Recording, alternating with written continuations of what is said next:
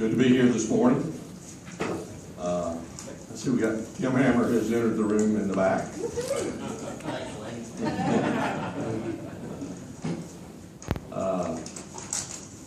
I tell you what, we hadn't officially ended the session. We'll do that on the 22nd. And I think that'll be kind of ceremonial. I don't think there's any vetoes we're trying to override or anything like that. Our governor has done an outstanding job, and his leadership has been greatly appreciated here over these past few months. There at the tail end of the session, we passed some constitutional amendments to be put on the ballot. There's a little maneuvering and everything, and 2 days left in the session. And let me go over those very quickly. House Joint Resolution 1027, it's 4-year terms for the county officials. That would be like your county judge, your sheriff, your collector, your treasurer, your circuit clerk, county clerk, coroner. Now the JPs would still remain at 2 years. But also in that resolution is infamous crime has been defined. And I don't know if y'all remember here a few years ago, there was a sheriff removed from office because he stole some Cornish hens on a truck that was wrecked when he was a young man, and they came back and removed him from office. So I think that was a direct result from that infamous crime was put in there. And also, you know, when you go see your ballot, you see all these unopposed over there. Well, this also would remove all those unopposed off that side of the ballot too, because they are already elected. You know. So that does 3 things right there. And then Senate Joint Resolution 16, that removes the caps on the bonds on Amendment 82. This was something the governor wanted, and we worked hard right at the tail end to get it in. There are projects coming up where this would be needed in the future. And also Senate Joint Resolution 3, which I had the honor of carrying it in the House, and it was that the governor would retain his or her powers when they leave the state. That's a no-brainer. And when the Constitution was done in the 1800s, the governor, when he left the state, it was a big deal. It took him a while to get back. Now today, he's in communications, and within a few hours can be back in the state. So I expect that to be, it's very, very short. So when you go to, you know, a constitutional amendment's usually about that long. Well, this is going to be one about that long, about 3 paragraphs, I think is what this will be. I guess probably the most controversial thing right at the end was House Bill 1228. In the Senate the House, Bob Ballinger came back and asked us to recall it, and that we did. Before that, we passed Senate Bill 975, and this has to do with the Religious Freedom Restoration Act. Jerry Cox with Family Council had sent something to us right before we got ready to vote that day. And I think it changed a lot of people's minds. Jerry said he believed that we accomplished what we set out to accomplish. He said 1228 was was the Rolls Royce, and the 975, Senate Bill 975 was a Cadillac, and I agree with him on that. Get ready for probably at least one special session, and there may be several. I think we'll be addressing highway, funding of highways. I think we'll also be addressing a special election, moving up the presidential election to March. There's a push on to do that. Usually when we vote in the presidential election, it's over with. They're wanting us to move it up, and they're calling it the Southeast Conference. You know, we're going to vote with the rest of the South, and that's what they're wanting. So expect to see that debated. Whether we have that in a special session is yet to be seen. Also, you got private option, and you have Common Core that you could see. You might could see all these in one special session, but you might see them in separate. I don't know. I think even the governor does not know the answer to that yet, but I think as it evolves, you will see that. And again, the governor was successful in his $100 million tax cut for the middle class, which we were all very proud of.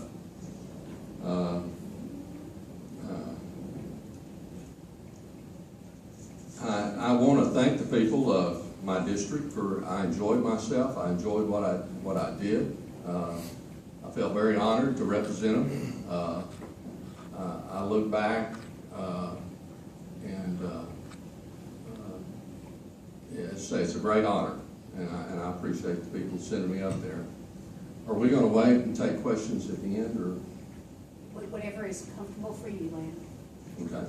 Anyone have a question? Good crowd.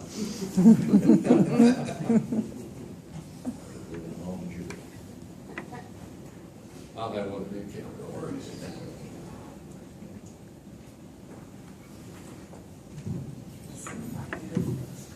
No, that's okay. I walk behind it, no big deal.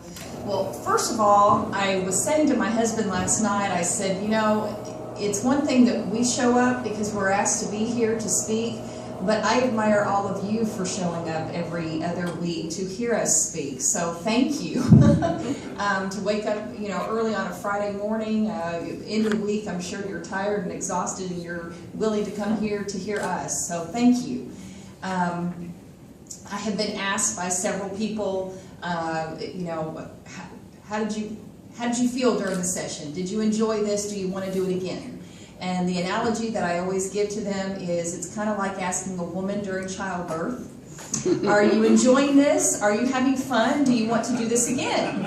And I'm glad some men are laughing, but the women really understand that so much more. That is a perfect analogy for it, because honestly, during it, no, there is no way I want to do this again. But after I had my first child, I had 3 more. You know, I got down the road a little bit and I went, well, either A, I forgot the pain, or B, I just went, it is well worth the pain. So I'm looking forward to getting to that point. I will tell you, I had one of those moments this week. On Wednesday, we had a bill signing for the ABLE Act. And it was kind of a moment for me where it was as if I was getting to hold that baby after childbirth. And I went, you know, it was worth it.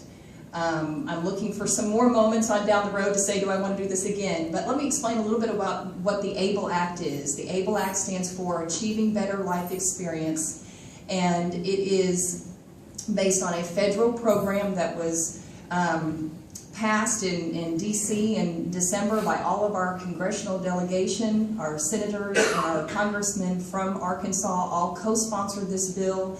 It allows someone with a disability to have a savings account, similar to a 529 college savings plan. This is an opportunity, I think I've spoken about it a little bit, but it is an opportunity for someone to help themselves. And so it was a big moment. We struggled getting it through the last 2 days. I didn't think we were going to get it through. But we did make an amendment that allowed us to get it through. 2 years from now, we need to make a few fixes to it, but we're good. And it is a very significant piece of legislation. Jeremy Hutchinson was our Senate co-sponsor. And I also have to say that it's going to be run by the Treasurer's Office. So Dennis Milligan's office did a great amount of work helping to put this bill together, and they'll be the ones that will actually be administering the program. So I want to just personally thank him as well in his office for all that he did to get it to where it is. I know one of the other issues that I've talked about a whole lot, I just want to follow up. It was the bill, our Saline County bill, and that was to change to where a county could propose a tax on just the alcohol that's sold in the county instead of having to have a county-wide tax. I was feeling pretty good. Okay, I know we're kind of struggling, but I think we're going to get this out of the Senate, and it did not get out. And quite honestly, I don't know what happened. Senator Alan Clark, I was hoping he was going to be here today. I've not followed up with him. I was hoping to ask him what happened. It failed the first time it went through the full Senate, but when we looked at what the voting was, 19 members of the Senate didn't even vote on it.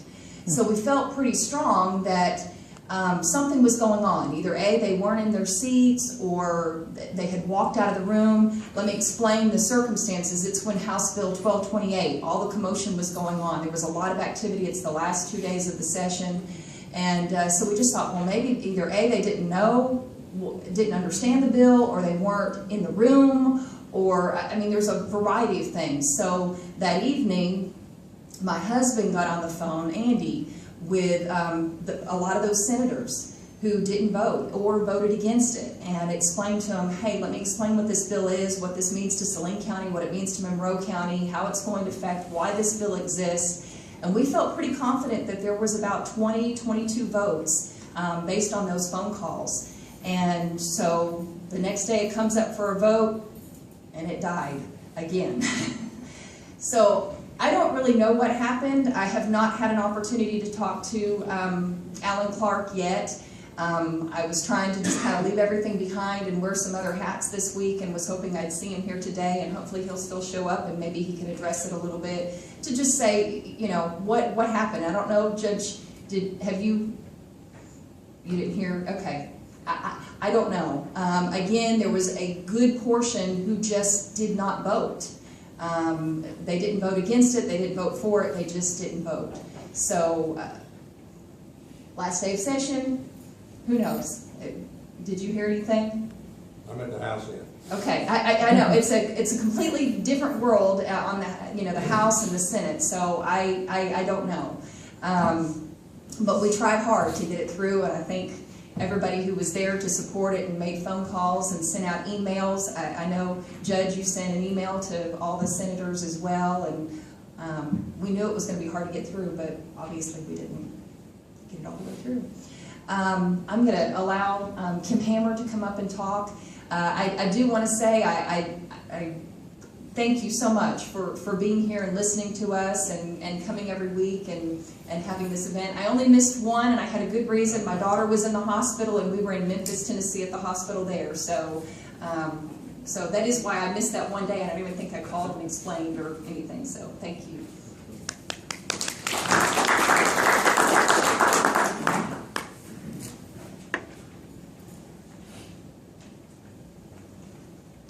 Good morning, everybody. Good to see you here today. What I thought I'd do is just maybe run over some of the bills was able to get through, but to speak to a couple points that have already been brought up. One of the issues with the liquor tax is that when you got a state that's over half wet, they don't really give a rip about dry counties, to be honest with you. We kind of got it, we're kind of out there on our own, and I think that was maybe a little bit of it. So the good thing about being in this business is you don't always work for what's right here and now. You work for what you want to get the next time when you come back. It's like, planting a garden. You put the seeds here, and then you hopefully, will have an early harvest, but you want at least a late harvest. So what gets started this time, often we don't see the results of it until it's done. So that'll be back next time around, and I think maybe with some new legislators coming in as far as on the Senate end, and with some returning legislators on the House end, I think we'll be able to see that back next time around. I do want to, not because they're sitting here, but I do want to commend Julie and Laney as two of the newest representatives to the Saline County delegation. They really did well with regards to their impression at the legislative body, and you ought to be proud of them and the job that they did as far as representing our county as part of 4 House representatives that represent Saline County. And Jeremy called about 6:30 this morning and extended his apologies, but he is doing kid duty this weekend, and so he's already bugged out, so wanted to extend that information to you. A few things going down the list was able to do, carried on the House end, the 10 Commandment bill that you may have heard about. This is where individuals are going to be able to privately fund the establishment of a 10 Commandment monument on the state capitol grounds, and I'll actually put the speech that I wrote about that up on my website. You can go and look at it. Actually been called to do an interview with a group out of DC about that, and that may not seem significant to you, but I do think it's a present reminder to go with all the other monuments about events of historical proportion that we have had in our nation, and I think the reference to the Ten Commandments certainly gives us a reminder of where we came from and where hopefully we're going back to. Was one of the key pieces of legislation I was very happy to get through was a fraud bill. And what this bill does, sitting as House Chair of Legislative Audit for the past 2 years, have seen a lot of things come before, starting with the Martha Schaffner deal. Lafayette County was a very messy deal. There was a situation up in, I believe it was Center Ridge, Arkansas, up in that area by Jasper, involving a city official, a municipal official that embezzled about $200,000. The deal in Lafayette County, I forgot how many it was like $300,000. The quirky thing about that was the county official was able to maintain her, even after she was charged, she was able to maintain her place of authority and embezzled another $80,000 after that. But you know, we live in a nation where you're innocent until you're proven guilty. But we might take a look at that a little bit. That's a classic example of the fox guarding the hen house. And that one cost the taxpayers about $300,000, I think. And then you had a bunch of other issues involving a bunch of other entities, from fire departments to municipal to county. So one of the pieces of legislation was able to get through was the fraud detection bill. This is a complement to the Whistleblower Protection Act. One thing I found in serving as a House Chair of Leg Audit was that you have people that come before you that as they're testifying before you, you realize that they knew something way sooner than later, but they didn't have the coverage to be able to report what they knew without fear of being fired. So what this bill does is that if you're a state employee, if you're a public employee, there's going to be established, and there are already some 800 numbers out there that they can call, but the day will come soon where there'll be a standardized 800 number where anybody that's a state employee or anybody that maybe is just a citizen can call this 800 number and report what they suspect are cases of fraud or misuse of government power. And that's going to go straight to a combination of either the Attorney General, the state police, and what it's going to allow is protection for those individuals to call, because their names are going to remain anonymous as far as being FOI'd until a public report is published. And that's a key thing, because one thing that happens now is that if you call into a hotline number, those names can be accessed under FOI, and those people's identities are revealed, so it makes it a very uncomfortable workplace environment that if somebody suspects that somebody's called in, then they can make their job really miserable back home. So what this does is it gives that person that protection of not having their name FOI'd until a report of substance is produced and it becomes public, at which time it's in the hands of legislative audit, so you know there's some real substance to it, and then the press can pick up on it and they'll have their stories to write at that point. It also requires, and you may not be familiar, it also requires that a poster be put up in all places where public employees work. Worked with the Municipal League. Municipal League has been really friendly to work with this time around, and got some help from them in developing this. It's going to be at nil expense. This will be on the website. You'll be able to print it off in your respective office and post it, but it will be required to be posted. It'll have all the information of what employees in the office need to do if they suspect that there's fraud going on. It'll have to be posted with all the other public posters, such as the minimum wage posters, all that stuff. And it'll have the hotline number available so that they'll know who to call, and also be able to get some information about how to exercise the Whistleblower Protection Act. So it just creates the pressure of a more transparent government. A couple of the other bills that I mentioned, these in the past, had a volunteer fire department package, was able to get the last one through on that. That involved making it, this is actually going to help the private sector, create some jobs out in the private sector. There's a real need for individuals, and if you've got a welding shop or a business, or you know somebody that does, you might want to contact forestry, because now instead of the law saying all tankers have to go to the prison system, now the law says that Joe Fox, the director of forestry, can determine whether he wants to go to a private business to have those water shuttle tankers built, of which there's a backlog of 53 of them right now, or he can go to the prison, but the opportunity is there for private business to be able to have the option to get a piece of that business, so that's a good thing. We were successful in getting the bill through I referenced before about bringing ISO to the table. We now have a process in place that if volunteer fire departments or any fire department, municipal, whoever feels that they've gotten an unfair ISO rating, there's now a checks and balance process in place where they have to come to the table working with the state fire marshal and the insurance commissioner. So we feel good about that one. We were able to get the bill through that allowed dues to be placed with the collector for nonprofit volunteer fire departments, which will see an increase of collection rates anywhere between 30 to 90%. This is not new taxes. This is money that's already owed that people just aren't paying. So that's going to help out with regards. And then the other thing was there were 3 items, and help me out on this, make sure I get this right. There were 3 items that were taken off the top as far as any surplus funding. They were all $1 million each. One went to the senior adults, the other one went to the hunger relief, and the third one went to the fire departments. Right. Okay, so that money right off the top, and one thing you hear a lot of, maybe you hear a lot of talk about what's referred to as GIF money, General Improvement Funds. One thing that leadership and the body wanted was to get to a position where we have more statewide influence, a statewide input, and this is the first move toward that. So there was $1 million each in each one of those categories that was taken right off the top, and it has statewide influence and statewide impact. We're still going to have, if the money's available, there'll still be a little bit of GIF to each one of the legislators and the state senators. I think that's to be determined. We got the amount, but we got to wait and see if the money's there, kind of thing. So there'll still be a little bit of influence, but that's a real big step moving in the right direction. Was successful in getting a law passed about redefinition of church. I mentioned to you 3 bills. One was re-permitting. The second one was the definition of a school, which would have added daycare centers to it so that you couldn't put a liquor store within 1,000 feet of a school, and we would have added the daycare centers to that because I couldn't tell the difference between 3-year-old Johnny getting dropped off by mom or 7-year-old Susie getting dropped off to public school.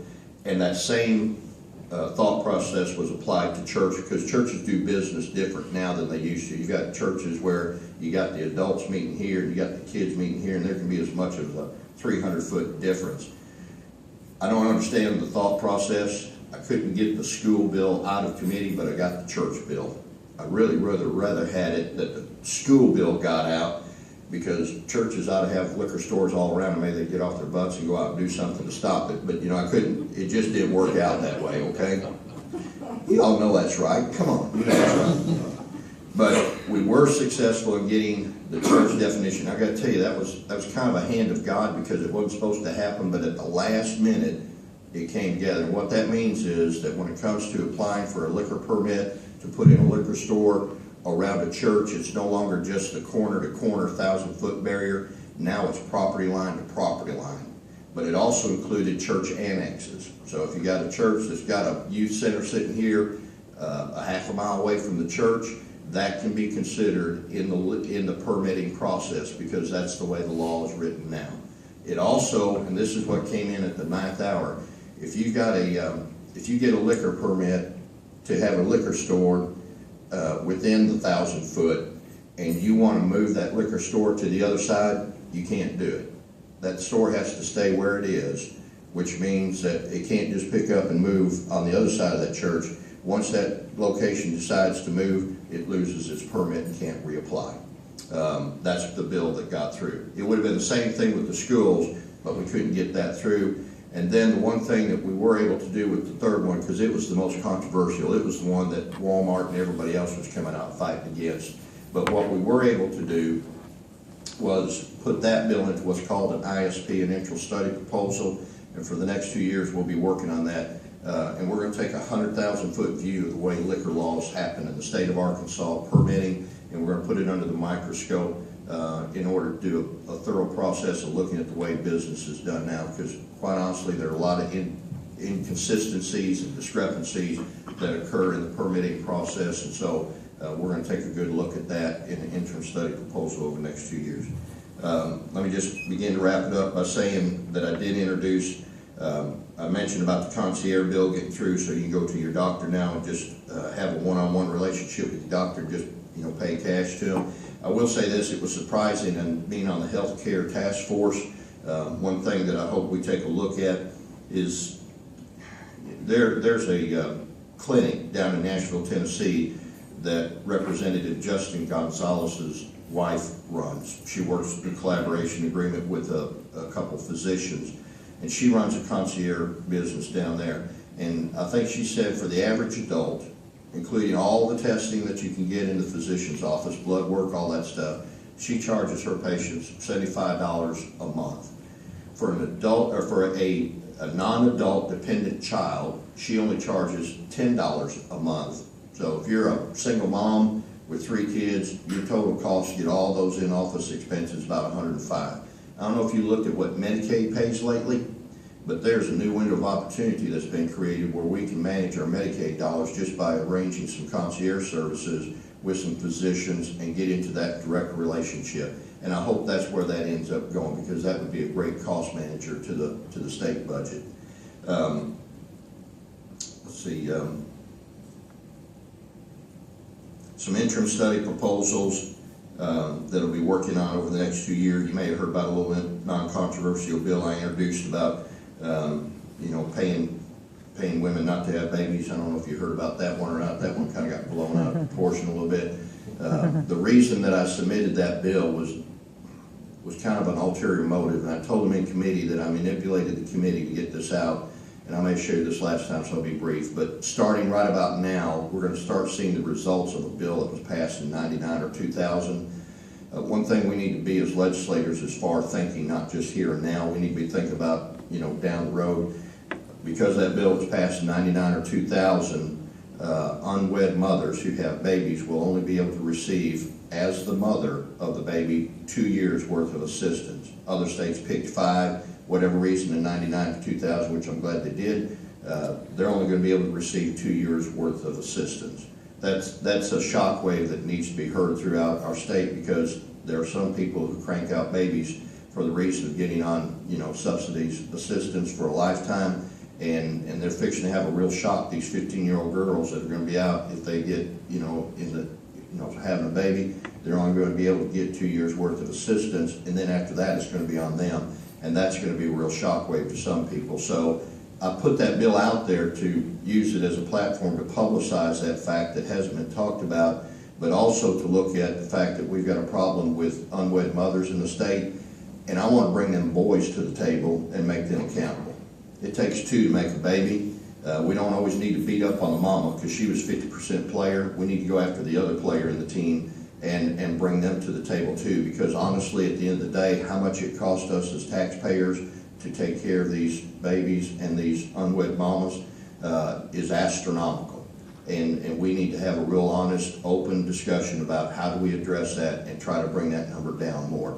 So that's going in the interim study. We got a stroke study that's going to be an interim study, and then also efficiency of government. One thing I think we need to be looking at is can we be doing a better job if we put people on a performance-based result and take that money and put it back to the savings in the state budget, but also take care of our state employees better with a little better pay compensation without having to raise the bottom line.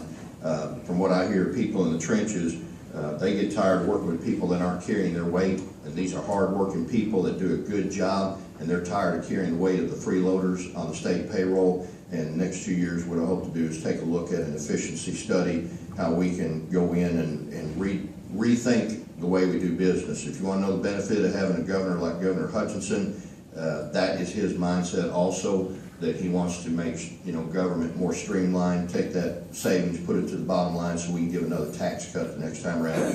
One other thing, Lanny, I think was mentioned, the $100 million tax cut. What also we were able to do is go back in the capital gains, correct me if I'm wrong, we were able to reinstate the capital gains tax cut that we took away initially, and as money comes available, that is back in place. So really it was a total of $100 million tax cut that we were able to give, and the sky hasn't fallen yet, at least I haven't seen. I saw a falling star the other night, but the sky hasn't fallen, and I don't think it will. There was a 1% tax cut, or there was a 1% cut across the budget, across the budget. that is gonna have some impact on some agencies, but quite honestly, we might have could have gone to a 3% tax cut. And I appreciate the governor's boldness in doing that, because it's gonna make us all be better managers of what we've got and look at how we're spending what we've got and are we doing it in the most efficient way. With that being said, be glad to answer any questions or turn it over to you, Rayanne, to answer. Well, I have a question. Okay. I think I know the answer, but let's see if I'm right. Lenny talked about the ballot issue that we'll get to vote on to make a 4-year term for him.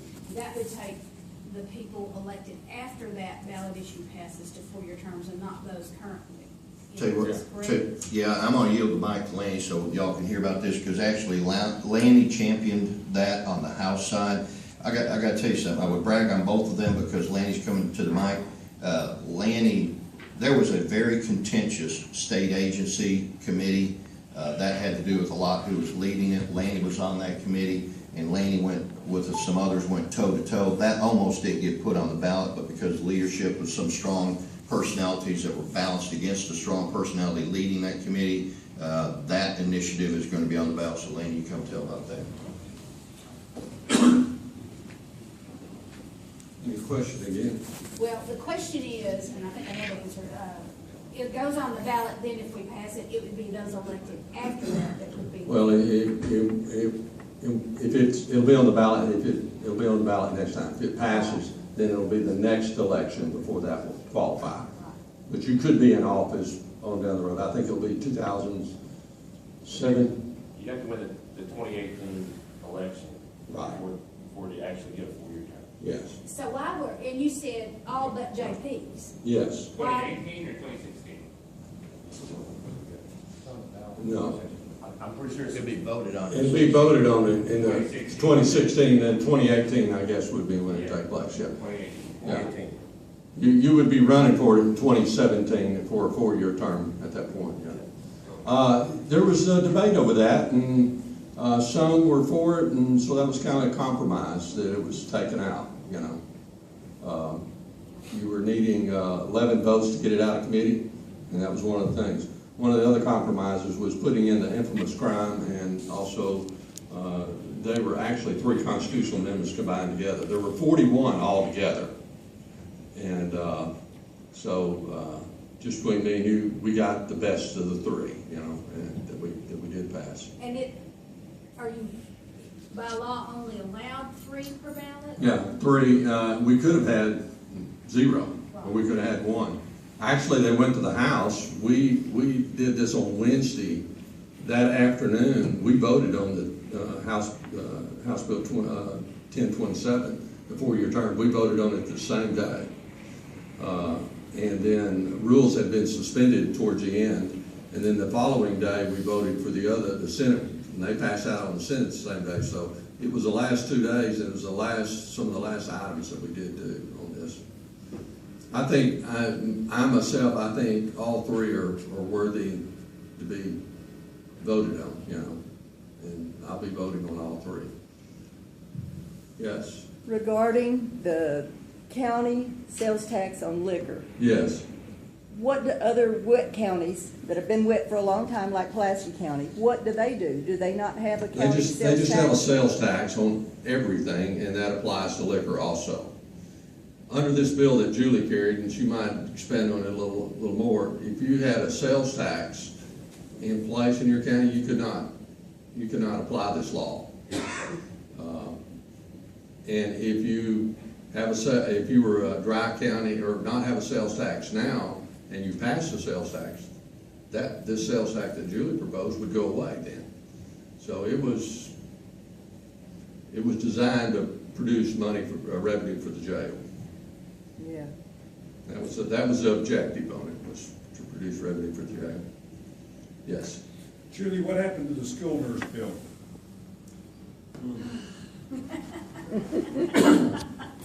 It died in a House committee, unfortunately. There were 3 bills that I had together, and two of them got out.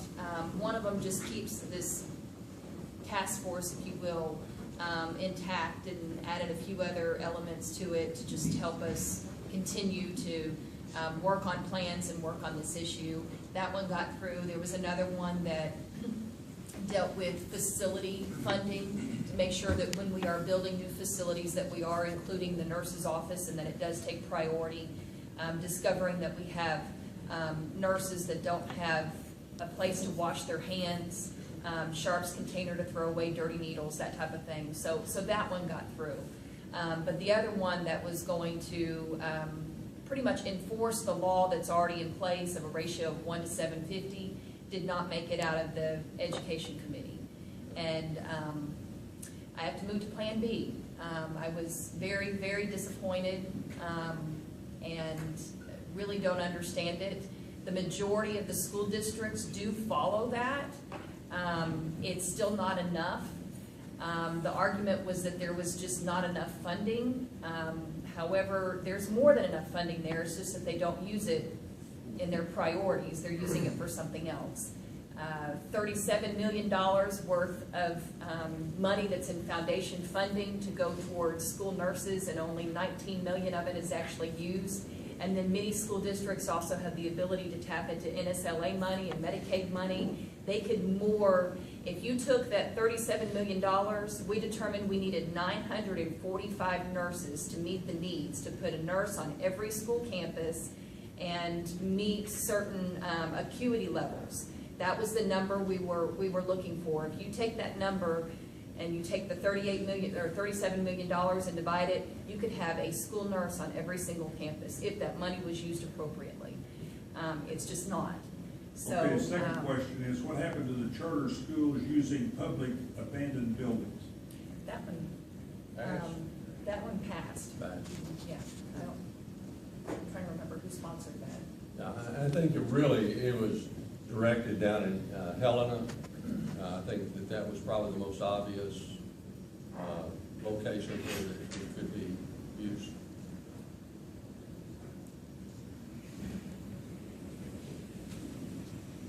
Point of clarification, I think you said Nashville, Tennessee, a while ago. That was Nashville, Arkansas, Representative Gonzalez. Yeah, we're better than Tennessee any day of the week. He did say down in that. Down. Being a scrapper, I knew that. Oh, yeah. There is something I'd like to say. I'm not originally from Arkansas, although I've lived here 10 years now. So, but one thing I've noticed, I've always come to these meetings and legislative breakfast, and the one thing that I'll say, Kim Hammer for a specific example, and Lanny now, the utilities have a lot of unique situations that arise because you serve in the city limits or outside the city limits, and you got purveyors and all kinds of things that's going on, and there's a lot of House bills that come up on those issues, and the one thing Kim in particular has emailed me on many occasions and said, how does this affect your utility? And I really appreciate that, because we're able to respond and say, hey, it doesn't bother us at all, or, here's how it affects us. And there was one bill that Andy Davis, I believe I have his name right, proposed, and it got modified because we gave input, and it made it more tolerable for us to be able to use it. And that had to do with outside city limits too. So, but I really appreciate, in all of the states I've lived in all my life, I've never seen anything where representatives are so. The concept of listening to that. Yeah, that's what I'm saying, and I really appreciate that, and so that's all I have to say. Can I respond to that? Sure. To that issue, one thing we have to be on guard about is that there are other interests in other parts of the state, and those representatives are representing what is impacting them, so it may be a unique situation to them that is going to have unintended or adverse or positive effects on our areas. So we all do try to listen to what affects the local municipalities, because it can be good in another part of the state and it can be bad right here. And I think I can speak on behalf of all citizens of Benton or any municipal water leak. Brian, we want to drink good, clean water, and we want our toilets to work, so we're going to listen to you every time because we want that to happen. So, And I tell you, when one of our, like when you call or something about it, we all talk about it after that, try to touch base with each other, so, you know. And when you get to water issues, well, there were several up there this year that were pretty contentious.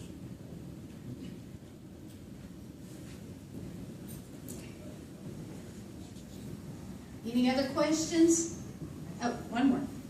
I was a little intrigued by the paying women not to have babies that we're discussing, and you were saying it's the accountability for the other party.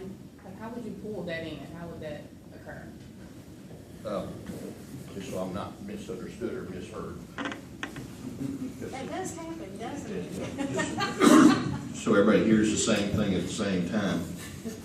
One of the bills that I ran, and they were companion bills, that I never really expected to get through this time, nor did I really want to get through this time, because it's one of those subject matters you need to have a good, open, thorough discussion on. So my intent all along was to drive this into the entrance study proposal. But there was actually two bills. And the initial bill, and you may realize it or not, but right now DHS pays for a woman to have, for example, a 5-year implant. That if she decides after her baby, or even before she has a baby, that she wants to have a 5-year implant, Medicaid, DHS, will already pay for that procedure. That's about a $900 procedure if a woman decides that she wants to do that. If you look at that bill, everything in that bill is already currently being done. What made it a hot topic was, and that kind of did it to, for ulterior motives, is that I was proposing that if a woman did choose to have the 5-year implant, that we would pay $2,500. Now, this wasn't going to be in a check form, it never was intended to be that way, but it would be something that maybe they could go out and use to further their education or help support after that first baby was born. It would be doled out over a period of 5 years, because anywhere during that 5-year period, they could actually have that implant removed. And one thing they didn't want to do was pay somebody $2,500 for having the implant and then 3 months later go and have it removed and walk away with the money. So it was never going to be that way in the first place. But, the luxury that we don't enjoy as legislators is we can't always pick and choose the topics we want to have a discussion on, and some of the topics are very painful, and some of them put you in a very public eye as far as why are you doing this, okay? But the whole motivation behind that was to bring it to the table. The other bill that I ran that is being put into an interim study is that if you are the daddy, then I think that if that baby is going to be dependent upon Medicaid services or upon any portion of taxpayer funds, then I think as a daddy we ought to have the right to go after your income and retrieve that income regardless of wherever it comes from, even to the point of going to your parents. Because here's the problem. What I find historically is the reason we have a lot of unwed mothers out there is because there are a lot of parents that aren't paying attention to what their kids are doing, and they're not holding them accountable. If they're not going to hold them accountable, then we ought to be able to go after those parents if it involves minors, okay? Like a 17-year-old boy gets together with a 16-year-old girl and they produce a baby. I want to know why weren't those parents paying attention to what their kids were doing, that now we as a taxpayer are going to have to pay for this child for here on out until they get to be legal age. So part of what's on the table for discussion is what can we do to bring those boys into an accountable picture, to where we tap into their resources, even reaching down to the parents who should have been paying attention. I think when you get to that level, you're going to have parents that are paying more attention to what their kids are doing. Now, I've got 3 kids, and it's hard to keep track of them all along. I understand that. But if you have no checks and balance, you have no motive to pay attention to what your kids are doing and maybe be a little bit more responsible as a parent, because I don't think taxpayers ought to have to pay for irresponsible actions of others when there could be something to be done. So it's whether you agree or disagree, it's too early to decide, because the next 2 years we're going to be having a very thorough, open discussion about that. It's going to be driven into the Public Health Committee, which I sit on, and we're going to be having this open study, because we can't just keep our heads in the sand and keep doing what we've been doing, because it ain't working good enough. I hope that answers your question. It does, it does. Okay. I also, would like you to elaborate a little bit more about the performance-based results for city employees. Yes, ma'am. What I find in listening to constituents that work in state government, especially in the DHS department is, and this is, again, one of those uncomfortable subjects to have, but I think we've gotta have it, is that if you got an office of 12 people, for example, and 8 of them are carrying all the load, but the other 4 are just coasting along, in my simple way of thinking, if there's some way that we can establish a performance-based result for that division, for that office, and if it proves that those 4 cannot measure up to the expectation that all are held to, then we need to look at cutting out the 4, taking the savings from those 4, increasing the salary package to the 8 who are producing, and take some of that money and put it back toward the bottom line and reduce the cost of DHS. That's what you do in business, so why shouldn't you be able to do it with the taxpayers' money of the state of Arkansas? And I think we've got the mindset at the Capitol that's willing to take on that tough conversation, and I think we've got, because one thing I found, I hope Lanny and Julie will agree with me, we've got a lot of great state employees out there, and we're losing a lot of great state employees out there to the private sector. Now, I don't think the state ought to compete with the private sector as far as dollar for dollar, but I do think you ought to reward those that are working hard, because we're losing the good ones to the private sector, and that makes us vulnerable as being able to provide quality services where it's really needed and where I think taxpayers want to see it go. But in order to do that, we gotta get rid of the dead weight and reward those that are willing to work hard without increasing the bottom line of the state budget. And I think efficiency can help bring that about. You're welcome. Thank you. Great. Anybody else have a question? Okay, I just want to say again that this is what makes government work. The fact that you speak to them and they listen, and they speak to you and you listen. So I treasure this. This is one of the best things I think we as chambers can do. Gary and Michael, I hope you agree. And we hope to do this again the next time we're in session. And we thank you very much for all your hard work. Can I ask you a question? If we get called back into a special session, would you be willing to make it available to do it during special session? Because I think that would be a good Are y'all conduit. agree? Yeah, sounds good. Yes. Okay. Okay. Thank you.